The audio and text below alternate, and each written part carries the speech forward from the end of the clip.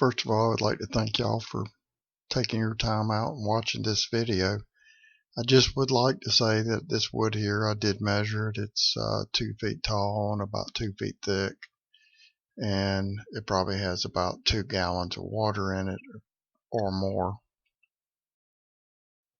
Also, I'd like to say that I've got gloves, composite-toed shoes, face mask, and dust protection. What I'm doing here is cutting a piece of wood that we're going to make a bowl out of.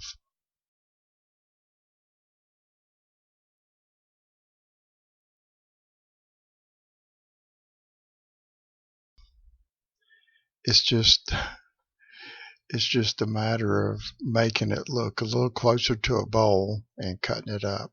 I never show this part, and I just thought I would. Most of my wood comes from around where I'm at, and this particular piece is no different. It's a little wet, and it's a little wetter than normal.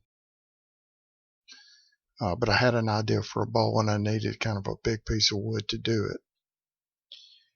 This is oak, and it was probably cut down about 4 months ago. So it is wet. Yes, the chainsaw finally cranks up.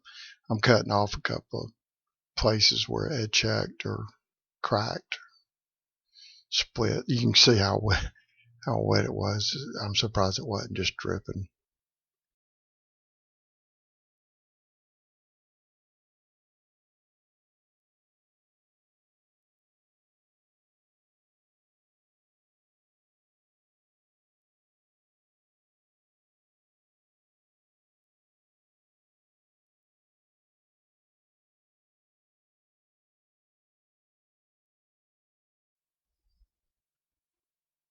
Well, I actually trimmed it up a little bit more to get it to fit on the lathe. And since then, I've gotten something that I'm going to try out, and I'll show it on the next video, that I think may be useful for people to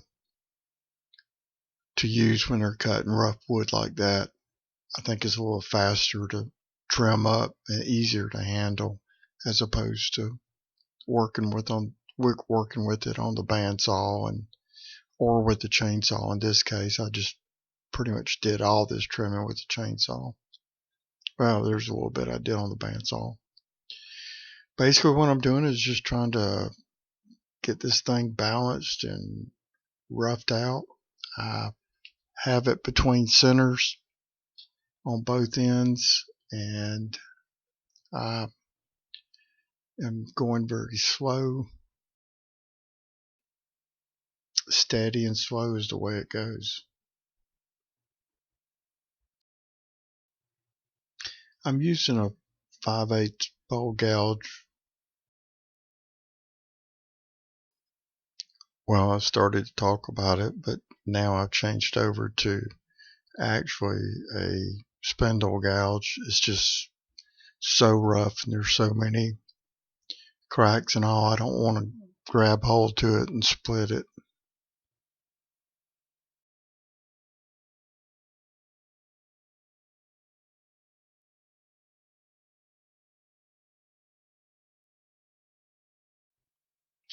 When I turn the lathe off and it comes to a stop, it seems to spin a little bit more than normal, because this is probably a 35 or 40 pound piece of wood. It's really heavy.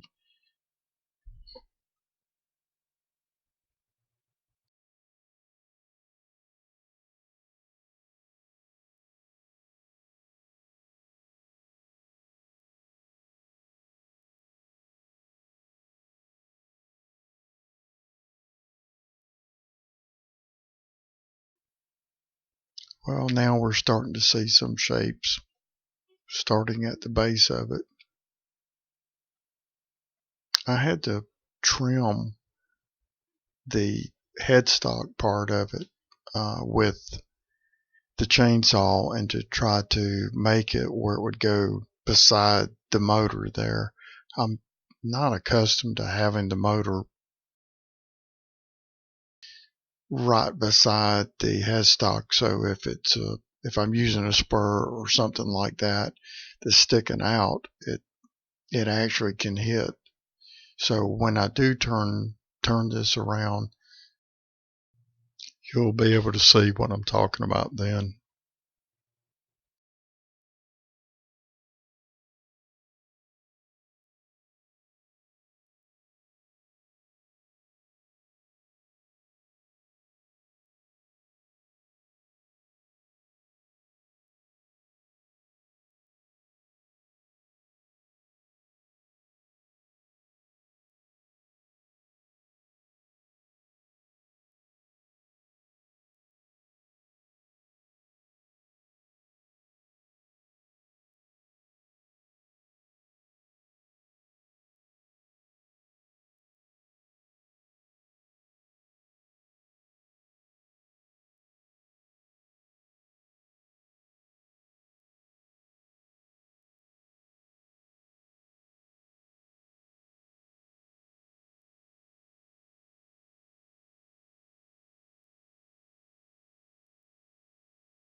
I think this wood was trimmed in stealth mode.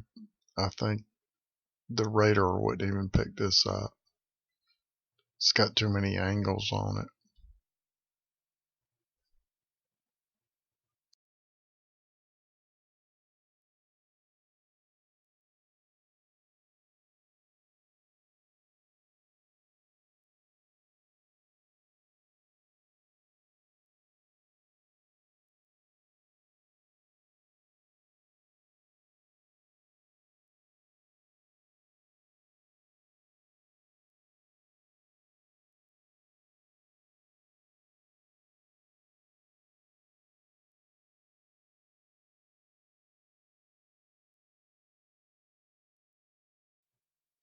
I guess if I'm not going to talk, maybe I should turn back on the sounds of the lathe, or either have some kind of background music.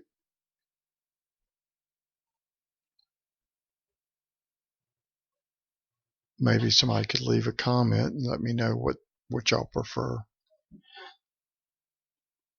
Or do y'all just turn the volume down and watch what's going on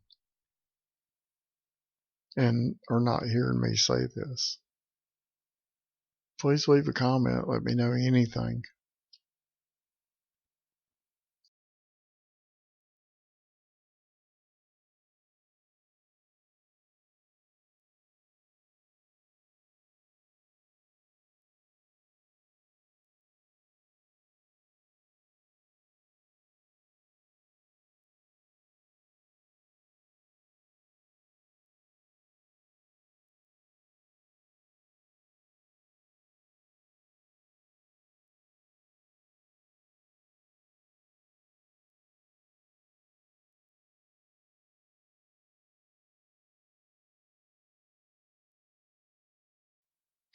Okay, so let me remind you, this is a live center. On this end is just a point that spins. That whole little black thing that's up against the wood is turning, and it's just freewheeling. The other end is what's being powered, and it's a spur that kind of digs into it and turns it.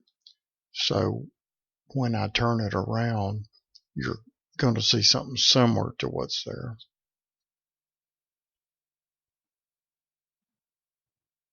Which should be coming up just a second.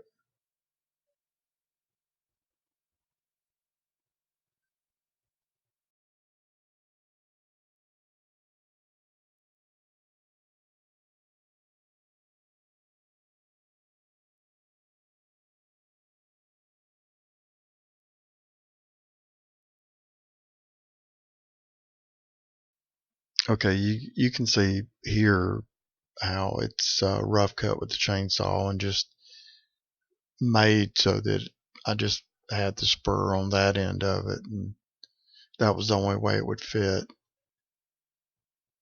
without hitting that black motor on the right side.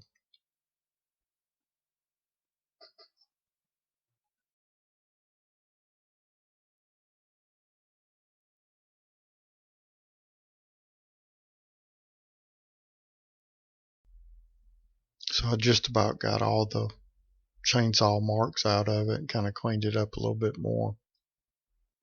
I skipped through a lot of this. It's a lot of hours of getting it to this point almost. Now, this is the part that I was starting to go after, and I'm fixing to slow down the video so that you can see me screw up, and everything was good. Then when I went to this is when the problem started. This is a round, well, you can't see because I'm in the way. It just grabbed and it nicked it. It wasn't that bad. I'm like, okay, I can clean this up. And so I do it again because once wasn't good enough. Okay, it grabbed again and dug in real good. Thinking, okay, well, I can fix that too.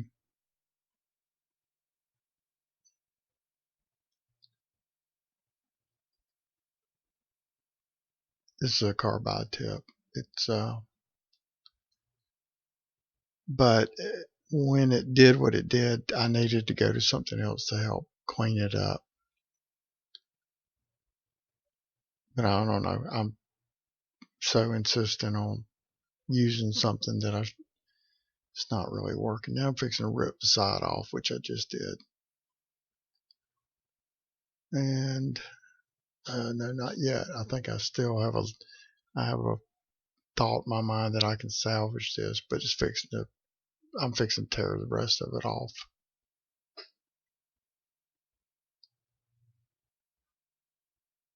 No, it's gone. I see now.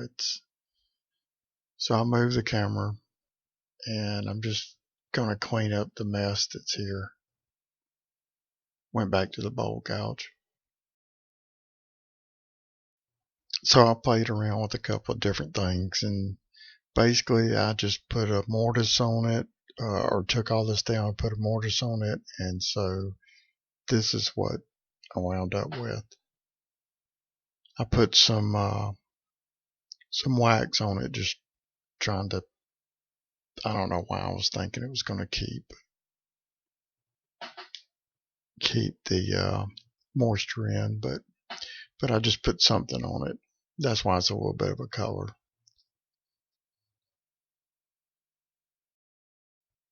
So now what we got is just a regular bowl, and I'm just trying to salvage what we got. What I was going to do was going to be kind of neat. I'm not going to say anything because I want to do it again. And that is the Howard's wax, feed and wax, or wax and feed. I think of lawn grass and feed kind of thing, but I think it's wax and feed. Okay, so I turned it around. I've already put a lot of Star Bond on it and trying to keep everything together.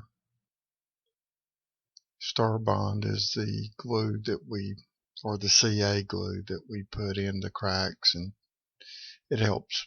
It actually glues it together and helps it hold it.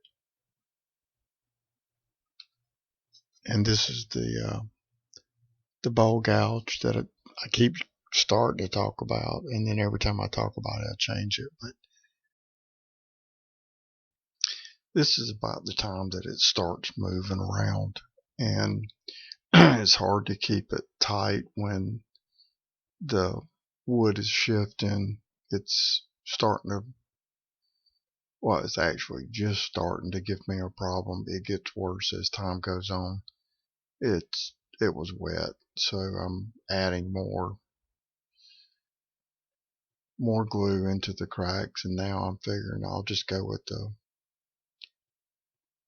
black glue because this is going to be kind of a finish type deal.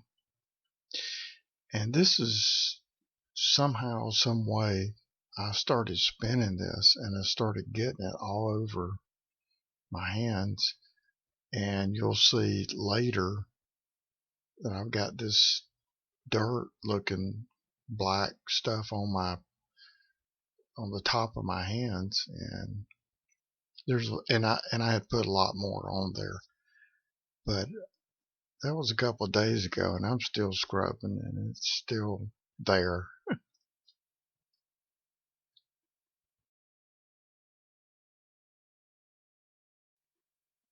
I don't have a moisture meter, but when you can do that right there and change the color of the wood by by just cutting into it and exposing the moisture in it, it's wet.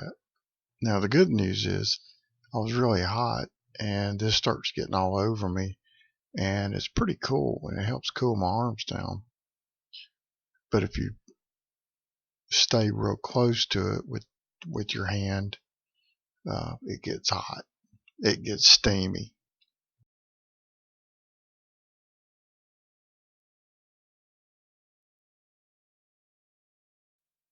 That was for the people that turned the volume down, and they don't hear me say please subscribe, so I figured I'd do that.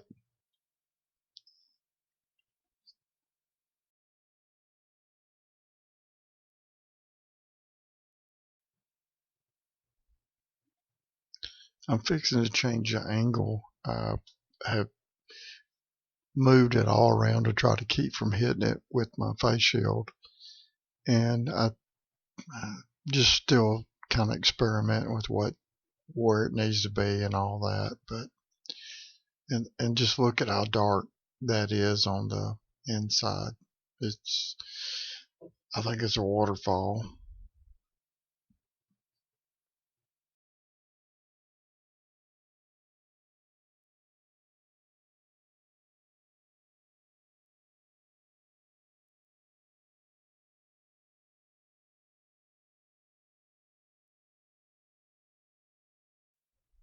That's a hurricane scraper that is an inch and a quarter, and I'm fixing to set it down and pick up an angle skew, sharpen it, and I thought the sparks looked kind of cool.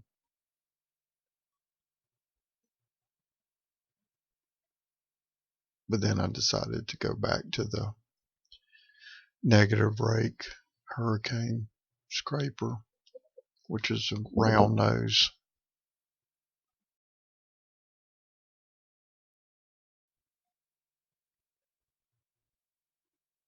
Now I just got the hurricane scraper and sharpening it. You can see the difference with the cheaper metal. It doesn't. It makes a lot of sparks as opposed to the high speed stuff. Doesn't make as much of a spark. But this is one of the tools that I like using also. And because it's a round nose on it, it's good for right in there to kind of change that transition between a straight line and going to the floor of the bowl or the bottom of the bowl.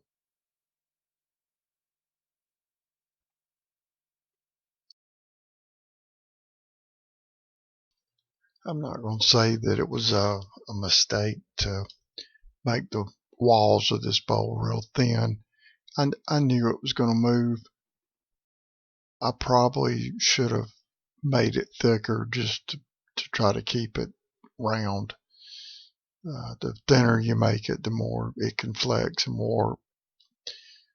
But it's just one of those things. I'm partial to a thinner wall.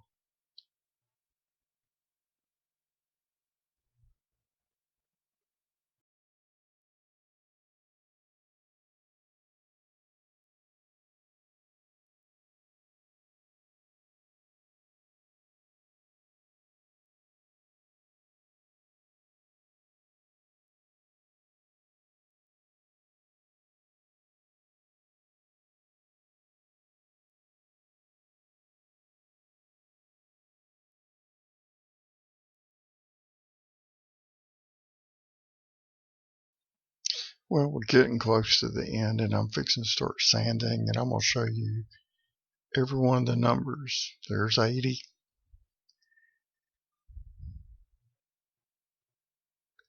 There's 80 without the drill.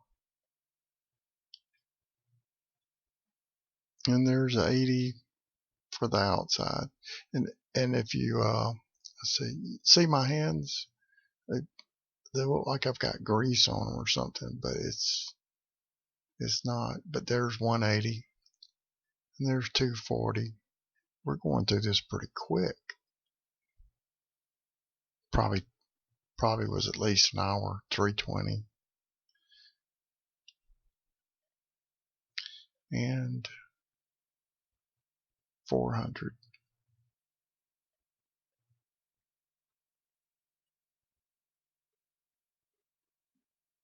And denatured alcohol to get all the sawdust, and that was my T-handle that just fell down. And I don't know if it was the Star Bond and the denatured alcohol, but I mean, it got on both my hands.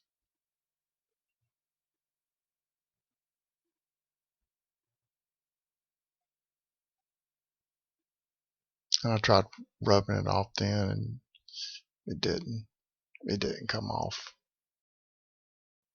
I'd like to know how many people out there, every time I put on gloves after watching Nick over in England, every time I put on gloves, I think about that sound that he does. And I would dare not put that in my video. Everybody would know where it came from or who else copied it. Now some more feed and wax. You probably wonder what happened to the feed and wax that was on it. Well, trying to straighten it out a little bit and just finishing up with sanding and all that.